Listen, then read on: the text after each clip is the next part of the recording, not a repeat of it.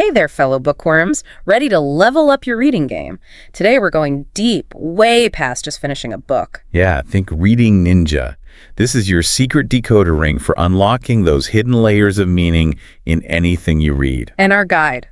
This awesome piece, 7 tips to improve your reading at an advanced level. Practical advice, not just theory. Totally. And it uses some really cool examples like switching between Great Gatsby and Marcus Aurelius's Meditations, to really stretch those reading muscles. I love that, reading against the grain. It's so easy to stay in our comfort zones. What about you? What do you usually gravitate towards? What would be a surprising genre for you? Oh, good question. I tend to lean towards nonfiction, history, biographies, that kind of thing. But to shake things up, maybe a graphic novel. Or poetry. I don't read a ton of poetry. I get that. I love a good mystery, but I've been meaning to try more sci-fi, see what's out there. Which brings us to tip number 1, diversify your reading diet. The source is all about exploring different genres, styles, and topics. Makes sense, right? Like food. You don't want to eat the same thing every day. You miss out on all those flavors and nutrients. Same with reading. Each genre has its own strengths, its own way of seeing the world. Exactly. And they even suggest this cool activity. Read a news article on climate change, then read a poem on the same topic. See how different forms of writing can change your understanding. That's such a good idea. The news article gives you the facts, right? But the poem might explore the emotional side, the impact on people. 2 totally different angles, but both important for understanding the whole picture. Totally. Tip number 2 is all about active reading, something I'm always working on. It's about engaging with the text, not just skimming. Yeah, that's where the magic happens. Active reading is like having a conversation with the author, asking questions, pushing back, making those connections in your own mind. The source talks about the SQ3R method. Can you break that down for us? Why is it so helpful, especially with really complex texts? I see SQ3R as a brain hack for better reading. It stands for survey, question, read, recite, review. Especially with dense stuff, it makes you slow down and engage on different levels. Like if you were reading the Federalist Papers, before diving in, you'd survey the structure, maybe skim headings or topic sentences. So kind of setting the stage, getting an overview. Exactly. Then you come up with questions based on what you see. What are the main points? What arguments is the author making? Now you're actively searching for answers as you read. It's like a detective game. Yes. Then the read phase, where you actively look for those answers. Wait. Next, you recite or summarize what you read in your own words. This helps solidify your understanding. And finally, review to make sure you remember the key points. Intense, but it sounds super effective, especially for those brain bender books. A mental workout, but a good one. Okay, tip number 3 always gets me excited. Expanding our vocabulary. They suggest keeping a vocabulary journal, which sounds fun. Like building your arsenal of words. But what about those words that just completely stump you, like singularity in Stephen Hawking's A Brief History of Time? I remember just staring at that one, completely lost. I know that feeling. You got to become a word detective. Context is everything. You can often figure out the meaning using root words, prefixes, suffixes, break it down into smaller parts. Like solving a puzzle. And once you crack the code, that word unlocks a whole new level of understanding. I had that with epistemology in a philosophy book. I finally broke it down. Episteme meaning knowledge and logos meaning study. Boom, the study of knowledge. It's the best feeling. And those aha moments build on each other. Every new word opens up more understanding. You can tackle even more complex stuff. Brain leveling up. Tip number 4 is where it gets interesting. Author's craft. Understanding the why behind an author's choices. It's like peeking behind the curtain, seeing the magician's secrets. Totally. They use 1984 as an example how Orwell creates that feeling of oppression through his writing. What are some clues we can look for to get an author's purpose? Oh, so many. Tone, imagery, sentence structure, rhetorical devices, they all add up. Like, think about it. A short, choppy sentence creates urgency, tension, right? But a long, flowing one might feel more thoughtful. Like composing music with words. Using different instruments to create different effects. Great analogy. And you, as the reader, start to pick up on those little cues. You see how everything plays a role. Word choice, pacing, even punctuation. Like learning a secret language. They suggest analyzing a paragraph from Virginia Woolf's To the Lighthouse to really examine the sentence structure. I challenge you, try that with anything you're reading. Pick a passage and dissect it. It's amazing what you find. I agree. Ask yourself, what choices are they making and why? You'll see patterns, appreciate the craft even more. Okay, tip number 5 gets into summarizing and critical thinking. Essential skills for any advanced reader. I'll admit, sometimes I just want to get lost in the story, but slowing down to analyze is crucial too. It's like the difference between watching a movie passively versus really engaging with it. When you summarize, you got to boil things down to the essence, really understand the main points. Critical thinking is about questioning assumptions, looking at different perspectives, and evaluating the evidence. They talk about summarizing an article on AI, which is constantly changing. Imagine trying to sum up all those complex ideas. It's a challenge. Yeah. But so valuable. Critical thinking is even more important now. We're bombarded with information from everywhere. You got to be able to tell fact from opinion, bias from objectivity. It's about being a smart consumer of information, not just believing everything you read. Exactly. And a great way to practice those skills is joining a book club or discussion group. Have you ever read Thoreau's Civil Disobedience? Talk about sparking debate. Those ideas about individual conscience versus the state are still so relevant. Imagine discussing that in a book club. Things could get heated in a good way. I'd love to be a fly on the wall for that one. A book club is like having your own team of experts to bounce ideas off of. You hear different interpretations, challenge your own assumptions. You might discover things you missed on your own. It's like having multiple lenses to view the same material. Plus, you might find new authors or genres you wouldn't have tried otherwise. And it's just fun to geek out with other book lovers. Totally. It's a built-in support system for your reading journey. Speaking of support, ready for tip number 6. This one might surprise you. Reading aloud. I know, right? It sounds a bit counterintuitive, but trust me, there are benefits, especially for complex texts. They even suggest trying it with Shakespearean sonnets to appreciate the rhythm and flow, like adding another dimension to the words. It is. It forces you to slow down, enunciate clearly, savor the language.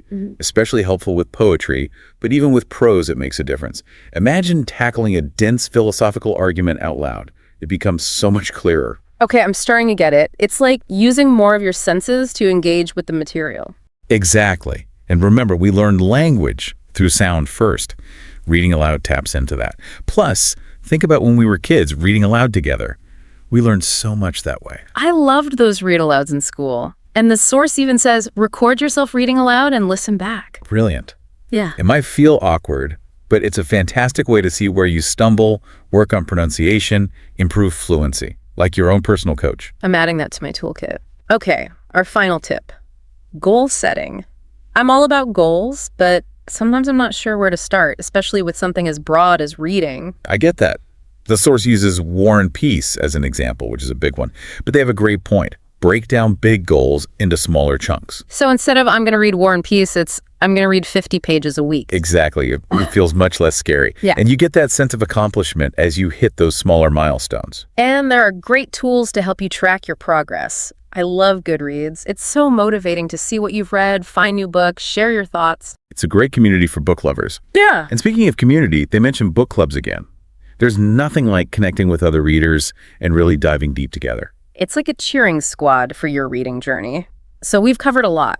Diversifying our reading, active reading, vocabulary, author's craft, summarizing, reading aloud, and goal setting. It's been quite the exploration of becoming a more advanced reader. It has. And I hope our listeners feel inspired to take their reading to that next level. Me too. You know, as we wrap up this part, it makes me think about the power of reading. It's not just about knowledge. It's about understanding the world and ourselves better. That's beautifully put. It's about empathy, critical thinking, opening ourselves up to new perspectives and possibilities. Exactly. And it's a journey that never really ends. There's always something new to discover, a new connection to make. And with the right tools and techniques, we can keep growing as readers our whole lives. I love that. So, as we wrap up this segment of our deep dive, I want to leave you with a thought. What's one book or article you've always wanted to read, but felt intimidated by? What's that one that's been sitting on your shelf, whispering promises of adventure? Maybe it's a classic, a dense philosophical work, or something scientific that's always intrigued you. Now is the time to embrace the challenge. Use the tips we've discussed and approach it with confidence, curiosity, a sense of adventure. You might be surprised. Now, before we move on to part 2, we want to hear from you. What's one aha moment you've had while reading? Share your stories, your insights, your favorite reading techniques. We'll be back soon with more on how to level up your reading game. That reminds me of when I was wrestling with this really dense philosophy book, And I was just stuck. I tried recording myself reading it aloud just to see. And honestly, What happened? it was like someone else was reading. I picked up on all these things I totally missed before. It's amazing how just changing how you interact with the text can do that. Like unlock it. Speaking of unlocking, tip number 6 is all about reading aloud. Yeah, I know, right? Sounds a bit old school. Yeah, like elementary school. But the source makes a good case for it, especially for becoming more advanced readers. Essentially. They even suggest reading Shakespeare out loud, like those sonnets, Oh, yeah. to get the rhythm and flow. What's the idea there? When you read silently, don't you think you kind of skim? Your mind races ahead. Oh, for sure. But reading aloud, you got to slow down, enunciate every word, really savor the language. Like it adds this whole other dimension. Almost like performing it, bringing it to life. So you pick up on those subtle things you might miss otherwise. Exactly. And it's not just poetry. Think about a tough philosophical argument or even a legal document. Reading it aloud can make it so much clearer. Okay, I see what you're saying. It's like using more of your senses to really engage with it, which helps you remember it better too. Right. And we learn language through hearing first, don't we? Yeah. So reading aloud kind of taps into that. Plus, it's like when we were kids reading aloud together. Yeah. Remember how much we absorbed? I do. Those were great. And the source even says to try recording yourself reading aloud and listening back. I know it sounds a little weird. Yeah, but it could be really helpful. Absolutely. You can hear where you trip up, work on pronunciation, get more fluent overall. It's like having your own personal coach. I'm going to try that. Okay, last tip from the source. Goal setting. I'm a huge believer in goals, but I'm not always sure where to begin with reading. It can feel so overwhelming. I understand that. They use War and Peace as an example, which, yeah. That's a big one, intimidating. But their point is, break it down. Exactly. So instead of I'm going to read War and Peace, maybe it's I'm going to read 50 pages a week. Right. Way less daunting. And you get that feeling of accomplishment as you hit those smaller goals. Which keeps you motivated.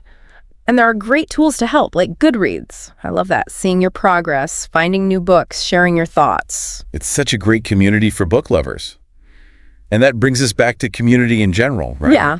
Book clubs, online groups, even just friends you swap books with. It makes a difference. Totally.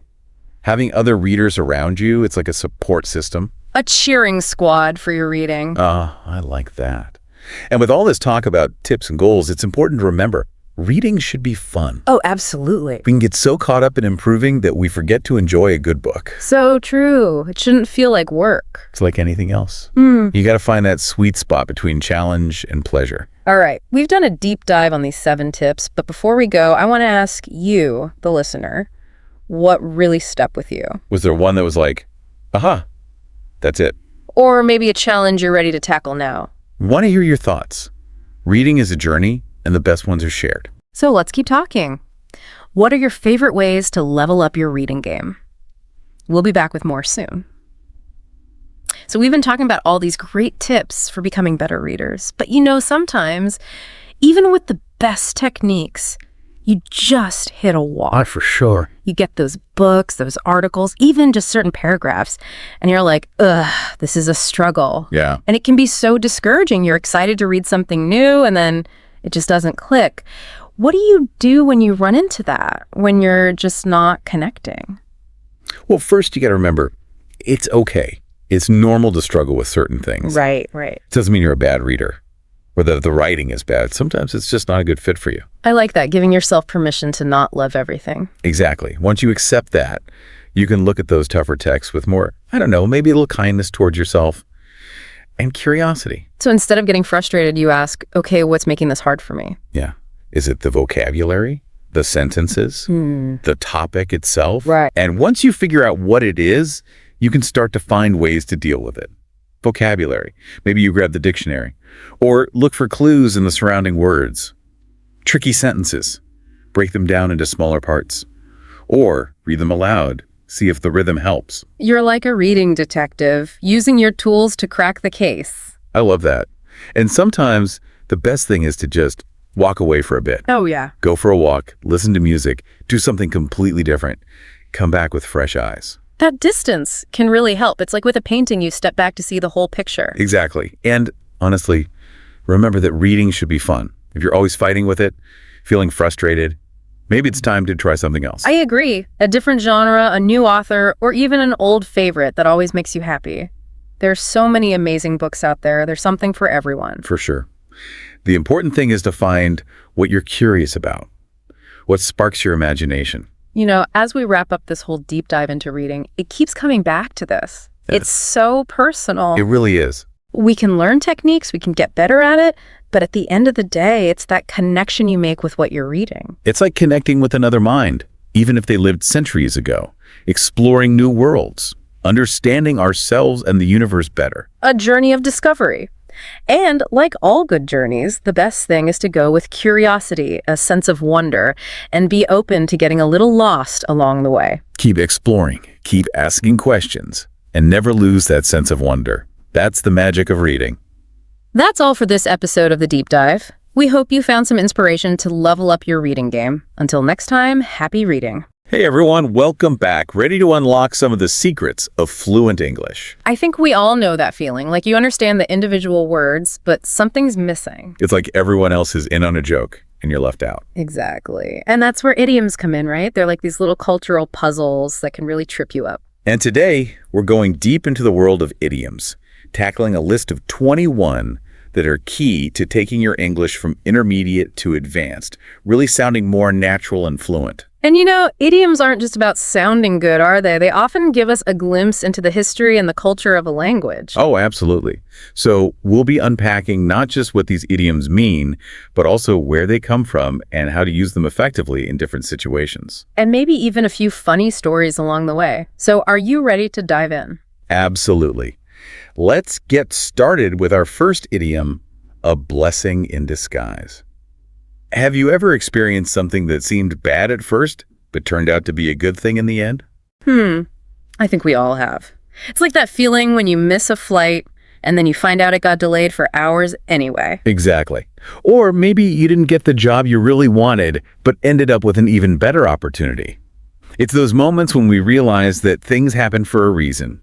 And that sometimes what we perceive as setbacks can actually lead us to something much better. It's like the universe has a plan, right? Right. And speaking of getting to the point, our next idiom is beat around the bush. I think we're all guilty of this sometimes, especially when we have to have a difficult conversation. Oh, for sure. Instead of just coming out and saying what we mean, we kind of dance around the topic, hoping the other person will figure it out. Yeah, like when you want to ask for a raise, but you start talking about how much you love your job and how dedicated you are. Instead of just saying, hey, I think I deserve a raise. Right. It's that awkward feeling of wanting to address something, but not wanting to be too direct. So how do we break out of that beating around the bush habit? Any tips for being more direct? Well, I think being mindful of it is the first step, recognizing when we're doing it, and then just practicing being more straightforward, even if it feels a little uncomfortable at first. Now picture this. You're at a party, you don't know many people, and you want to start a conversation. That's where you need to break the ice. Oh yes, break the ice. That's a classic one. It's all about easing that initial awkwardness, isn't it? Exactly. It's about creating that first connection, like literally breaking through a sheet of ice to open up a pathway for conversation. And sometimes it can be as simple as a compliment, you know, like, I love your shoes. Or even a simple question like, have you tried any of the appetizers yet? Anything to get the conversation flowing. Exactly. And, you know, sometimes humor can be a great icebreaker, too. Oh, yeah. A well-timed joke can definitely lighten the mood. It's all about finding that common ground, that shared moment of laughter. Now, let's talk about something that can cost an arm and a leg. It's when something is just ridiculously expensive. Yeah. Oh, absolutely. Like, have you seen the prices of concert tickets these days? Oh my gosh, they're insane. It's like they want you to give up a limb just to see your favorite band. It's that feeling of, it's really worth that much. Right? But sometimes you just gotta splurge, you know? But let's talk about those satisfying moments when you get something exactly right, like when you hit the nail on the head. Ah, yes, it's that feeling of nailing it, isn't it? Like when you perfectly describe a situation or you figure out the root cause of a problem. With like that aha moment. And it likely comes from, you know, actually hammering a nail and getting it perfectly straight. Right. And it's such a satisfying feeling, whether you're talking about solving a problem or just understanding a concept. So have you ever hit the nail on the head with something recently? Let me think. Oh, actually, just the other day, a friend was describing a situation they were going through, and I was able to offer some advice that really resonated with them. They said, I hit the nail on the head. It's like you were able to see the situation clearly and offer the perfect solution. Exactly. It felt good to be able to help. Now, switching gears a bit, have you ever been feeling under the weather? Ooh, I think we all know that feeling. It's that kind of blah feeling when you're just not quite yourself. Right, like maybe you have a slight cold or just feel a bit run down. And no one wants to hear all your symptoms. Exactly. Under the weather is a much gentler way to say, I'm not feeling great. And I've always wondered where that one came from. Me too. I've heard it might be related to sailors feeling seasick when the weather was rough. Oh, that makes sense. Like the weather is literally affecting how you feel. Now be careful not to let the cat out of the bag. Oops. That's when you accidentally reveal a secret, isn't it? Exactly. Like if you're planning a surprise party and someone spills the beans to the guest of honor. I've always loved the imagery with that one. Like imagine a cat jumping out of a bag and everyone's surprised. It's such a vivid way to describe that moment of, oh no, I shouldn't have said that. And it happens to the best of us. So how do we avoid those cat out of the bag situations? Any tips for keeping secrets safe? I think sometimes it's better not to know the secret at all if you're someone who tends to blurt things out. That's a great point. If you don't know, you can't accidentally reveal it. Exactly. Or, just be extra careful about who you talk to and what you say. But sometimes you just have to accept that the ball is in your court. Ah, yes. That's when it's someone else's turn to make a decision or take action. It's like passing the baton in a relay race. Exactly. You've done your part, and now it's up to them to decide what to do next. It's often used in negotiations or discussions, right? Yes, like when you've presented your offer and you're waiting for the other person to respond. And sometimes, to get things done, you just have to burn the midnight oil. Yeah, that's a good one. It means staying up late, working, usually on a project or deadline. Back in the day, it literally meant working by the light of an oil lamp. Right. But nowadays, it's more about that feeling of burning the candle at both ends. But sometimes, you have to face those challenges head on. Like when you have to bite the bullet. It means doing something difficult or unpleasant, even though you don't want to. Like going to the dentist, right? Yeah, exactly. Or having that tough conversation you've been putting off. But on a brighter note, some things happen very rarely, like once in a blue moon. Oh, I love this one. It's so poetic. And it actually refers to a real astronomical event, Really? Yeah, when a second full moon occurs within the same calendar month. It doesn't actually look blue, though. Oh, that's interesting. So it's something that happens very infrequently. Exactly. Like winning the lottery or seeing a unicorn. Now, let's talk about maximizing efficiency. It's like when you kill two birds with one stone. Yes. It's about accomplishing two things with one action, isn't it? Like if you need to go to the post office and the grocery store, and they're right next to each other, you can do both errands in one trip. Exactly. It's all about being smart with your time and effort. And sometimes things are surprisingly easy, like a piece of cake. Oh, yeah. That's a great way to say something was simple and effortless. It makes it sound almost enjoyable, right? Like it was no trouble at all. Exactly. Like, that exam was a piece of cake. But be careful not to put all your eggs in one basket. Oh, yes. That's a good reminder. It's about diversification, isn't it? Not putting all your hopes or resources into one thing. Exactly. It's like spreading your risk so if one thing doesn't work out, you have others to fall back on. Right. Like, don't invest all your money in one stock. Or don't rely on just one person for your happiness. Speaking of revealing secrets, sometimes you accidentally spill the beans. Oops. That's like letting the cat out of the bag. Right. But maybe a bit more unintentional. Right. It's like you just blurt something out without thinking. And it can be so embarrassing. It is. Especially if it's a secret that you're supposed to keep. Oh, for sure. But sometimes it's just a funny slip-up. But it's always important to consider different perspectives and not take everything at face value. That's when you take something with a grain of salt. Yeah, it means being a little skeptical, doesn't it? Not believing everything you hear. Especially in today's world, with so much information flying around, it's crucial to be discerning, to question things. Right. Not everything is as it seems. So how do you decide what to take with a grain of salt? What are some red flags? That's a good question.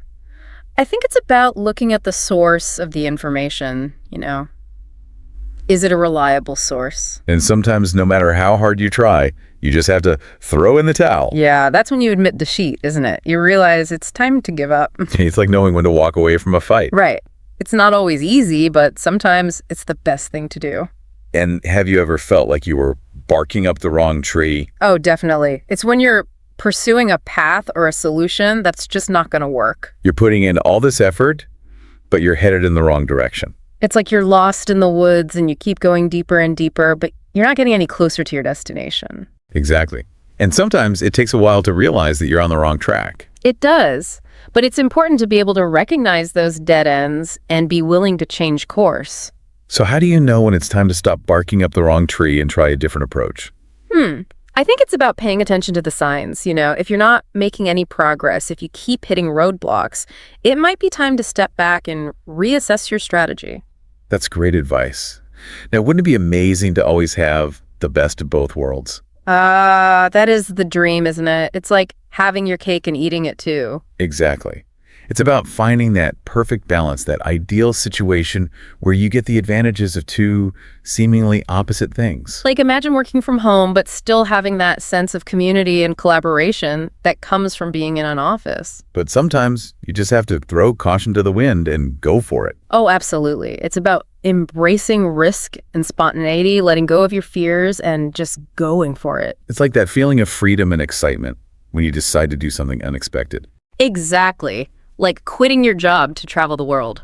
And finally, going above and beyond, giving it your all, that's going the extra mile. It's about exceeding expectations, isn't it? Putting in that extra effort to make something truly special. Like staying late to help a colleague finish a project or going out of your way to make a customer happy. It's those little things that make a big difference. And, going the extra mile doesn't always have to be about work. It can be about anything, really. Oh, absolutely. It's about that attitude of always striving to do your best. Exactly. And it's something that people really appreciate, whether it's in your personal or professional life. So we've covered a lot of ground here, explored 21 essential idioms. What stands out to you so far? Any favorites? So many great ones. I think bite the bullet is one that really resonates with me.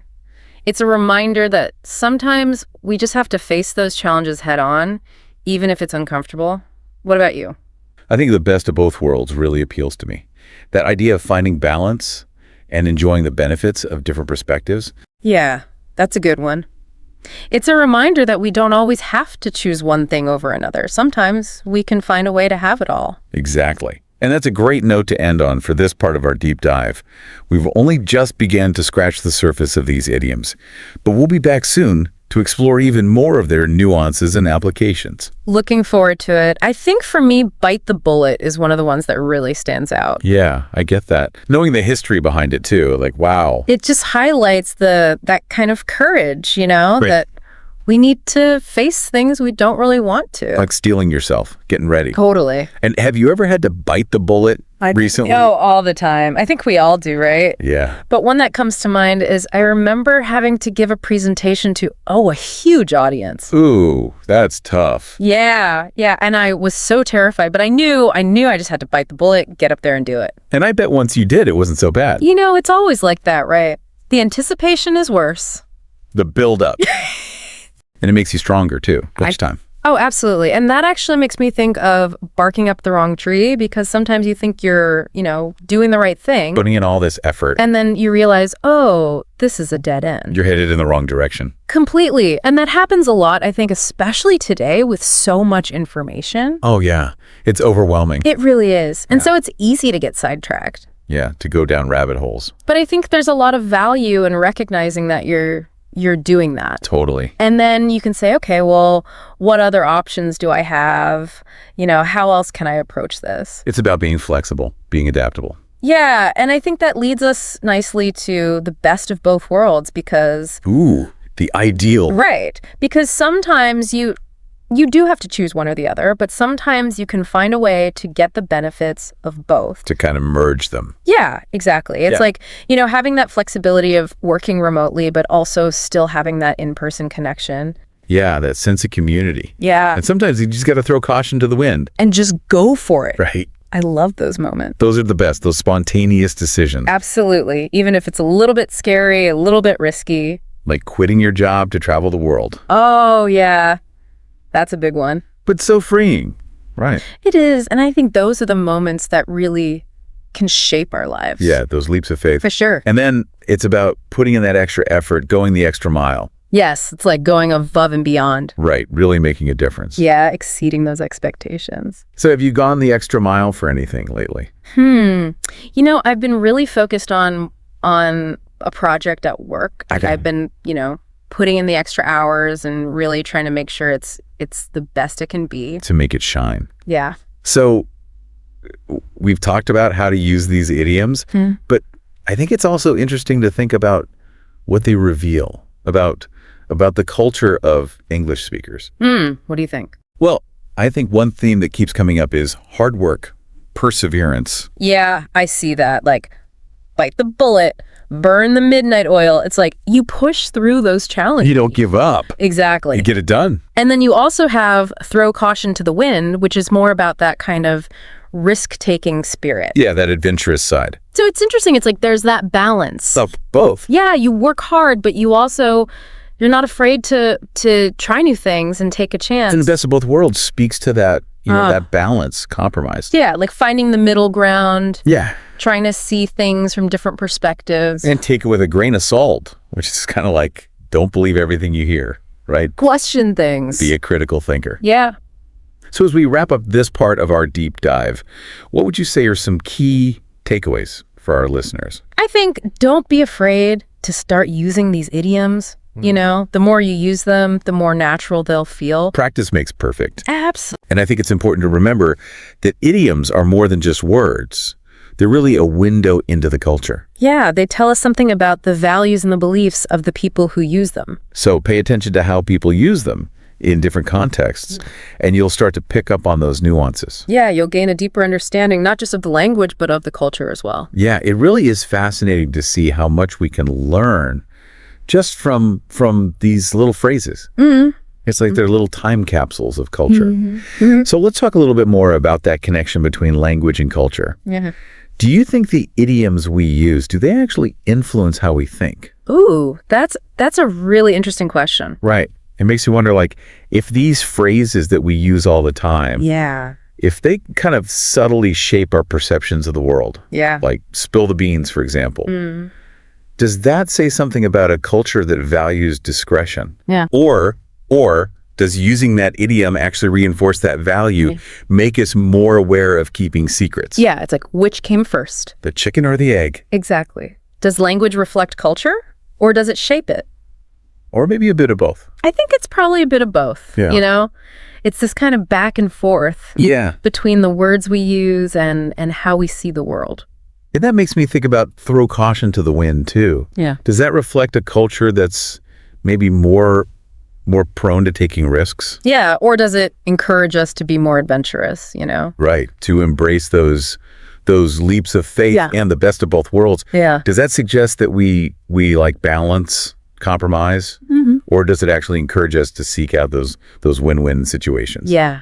It's really fascinating to think about. It's like language is this tool that can both reflect and influence our values and beliefs. Exactly. And I think that's what makes learning idioms, so much fun. Yeah. It's not just about the words themselves. It's about what they tell us about the culture and about ourselves, really. So as we wrap up our deep dive into these 21 essential idioms, what would you say is your biggest takeaway for our listeners? Don't just memorize them, experience them. Ooh, I love that. Listen for them when you hear people talking, when you watch movies, when you listen to music. See how they're using them in real life. Exactly. And try using them yourself. The more you use them. The more natural they'll feel. Absolutely. And it's like anything else you're learning. The more you immerse yourself, the more it becomes part of you. And the more you explore language, the more you appreciate its beauty and its power. It's true. Language it's a gift. It is. It's a way to connect with other people and to understand different cultures. To build bridges. Exactly. And idioms are like little gems. They are. That add so much richness to our communication. So keep exploring, keep discovering, and keep diving deep into the world of words. Yes. Who knows what treasures you'll uncover. Happy exploring. And until next time, may your conversations be filled with colorful idioms and insightful discoveries. You ever notice how some people just have like the perfect word for everything? It's like they've got this secret vocabulary that makes them sound super smart. Yeah. Well, good news, because today we're unlocking that secret vocabulary. Sounds good. We're doing a deep dive into 33 advanced English words, phrases, and idioms for everyday conversations. Oh, nice. We're going to cover 11 words, 11 phrases, and 11 idioms. Wow, that's a lot. It is, Yeah. but it's going to be fun, and you'll be able to impress all your friends. I like it. Okay, so let's start with words. Okay.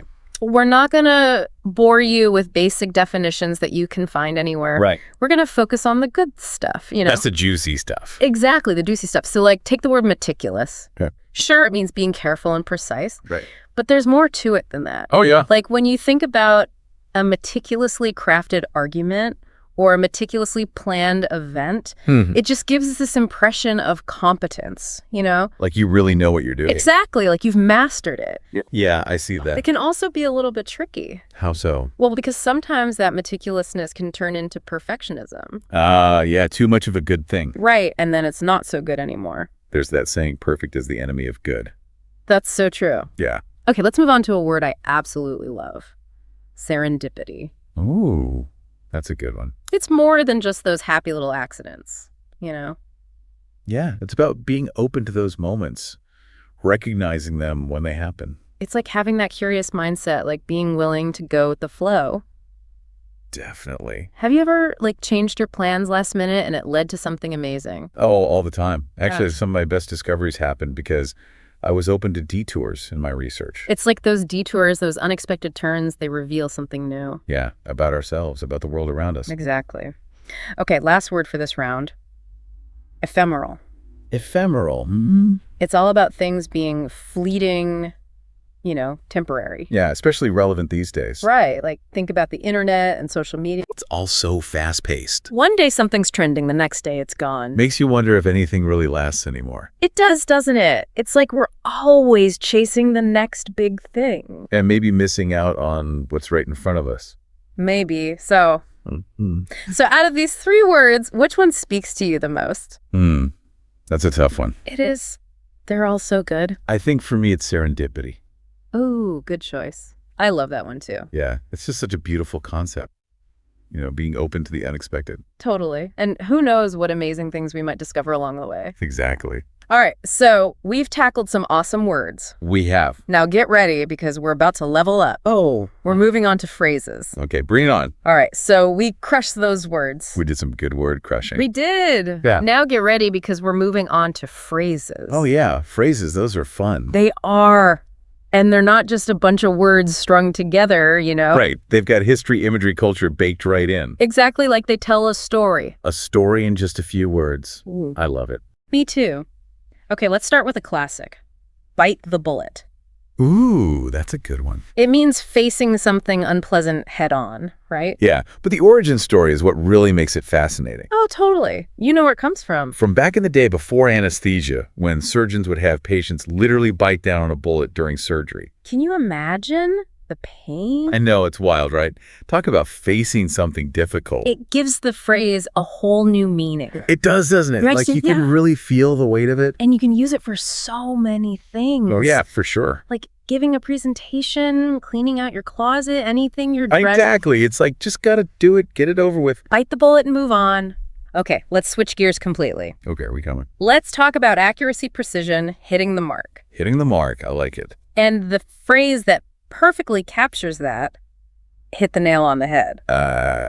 Yes, when someone just gets it completely. Right. They say exactly what you were thinking but couldn't quite articulate. It's like they read your mind. Totally. Yeah. But of course, the opposite can happen too. Oh, yeah, when someone misses the mark completely. It's like their advice or whatever just falls flat. And it can even make things worse sometimes. It's a reminder that good communication is about more than just words. It's about understanding the other person's perspective, finding that connection. Well said. Okay, now for a phrase that's super relevant in our world today. Jumping on the bandwagon. Oh, the bandwagon. Everyone's doing it. Right. And it's kind of a double-edged sword. How so? Well, on one hand, we all want to belong to be part of something bigger. Yeah, that sense of community is powerful. It is. But then there's that other side, the conformity, you know?